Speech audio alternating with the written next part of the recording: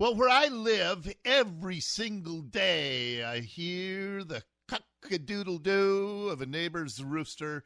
It's about 3 doors down from us. I tell you what I also hear every single day. 3 doors up from us, there are people who leave their dogs outside every day, and one of the dogs sits and barks for 8 hours, 10 hours at a time. If I lived next door to that house, it would drive me insane. Down in Tumwater, a family has been fined $10,000 because of their rooster.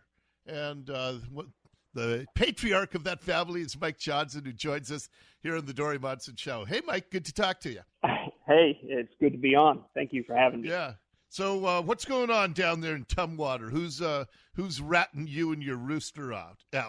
Oh, I'm not gonna throw shade at anybody. I don't know for sure who placed the initial. I don't want complaint. names. Yeah. Is it a neighbor? So that's what the city is saying. One of our neighbors. So I have 2.5 acres. So to give you an idea, I've got a lot of space. Sure. My neighbors really aren't all that close to me to begin with. But we have a subdivision called The Preserve, built by Century Homes, and so there are approximately 10 houses in the space of about an acre. That's the density you're looking at next to our property. Okay. I'm fairly certain it was one of those folks, just because I think they moved there to, buy a home, but they don't want a whole lot of property. Our farm, it's a farm. We have goats, chickens, roosters, bunnies. We have we don't call it a farmer's market, but it's effectively a farmer's market, the Love Local Tumwater night market.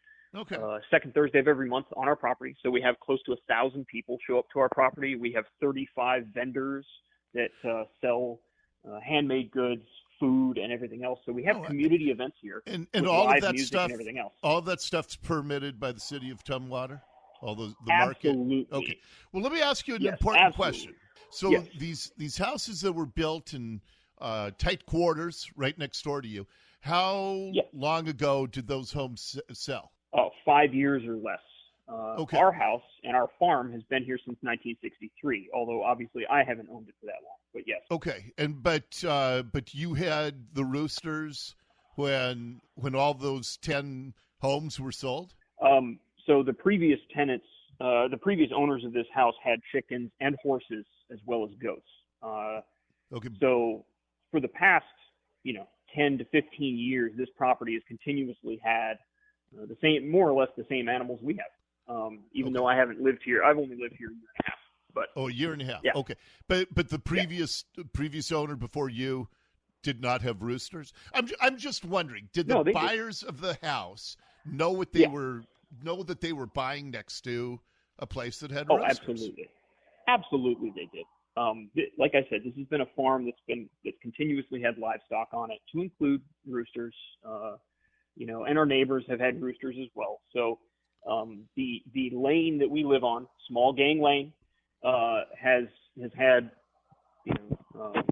livestock and roosters on it for as long as anybody that's lived on this can remember. So okay, this is not a new issue. Okay, so if they knew what they were getting into, then why is the city of Tumwater fining you? What are they telling you now? So it's interesting because they keep moving the goalposts. When they first brought this up, they said, well, you're allowed to have livestock and chickens and goats and everything else. There's no real restrictions on that except no roosters, period. They wrote that law in about 2015. Now, as of March 16th, 2021, they have rewritten the codes to be even more restrictive, and they now don't allow large breed goats, horses, or any large livestock within the city limits. So they further restricted the municipal codes. And as of right now, to be honest, my goats are large breed La Manchas. They're all technically out of compliance now, too. So you weren't grandfathered in when they wrote this? Not with any paperwork. And you know what they say, if there's no paperwork, it never happens. So. Well, it's also expensive to fight City Hall because they have, usually lawyers on staff or at least on retainer. Oh, they certainly do. Yeah, it costs the little guy a lot of money to hire an attorney to fight stuff like that. It does. It does. I saw the King 5 story that they did on you, and the only question I had, Mike, that I have to get past, being the animal lover that I am, they said that you placed Velcro straps around the necks of the roosters to limit their volume. Is that bothersome? Is that cruel at all to the roosters? No, not at all. No? So if you Google rooster collars, you'll come up with videos and other things about it. By and large, so first of all, we did this as a response to attempt to reduce their decibel levels, which it does. It reduces their crowing by about half the decibel levels at least. So you're looking at more like 50 decibels rather than 120. For reference, a jet engine is like 100 plus decibels, and we live on the approach to the Tumwater Municipal Airport. So we have prop planes, helicopters, and jet planes flying over us every day and sometimes at night. So yeah. My I roosters guess... are well below the level of that. And no, to be very clear, it's not cruel at all. We check them regularly to make sure they're not getting any kind of skin issues or irritation with it, and they're totally fine with it. Yeah. Okay. Yeah. In fact, I just Googled rooster collars, and I see a ton of stuff on that. So what are you going to do? I mean, are you going to pay the $10,000 fine and get rid of all your animals, or what's the course of action here? So my goal, long term, is to change the codes. So as of right now, they have codes on the books that allow for certain agricultural activities within the city, as long as you have a property of at least 2 acres. So since we have 2.5 acres, we fall into that.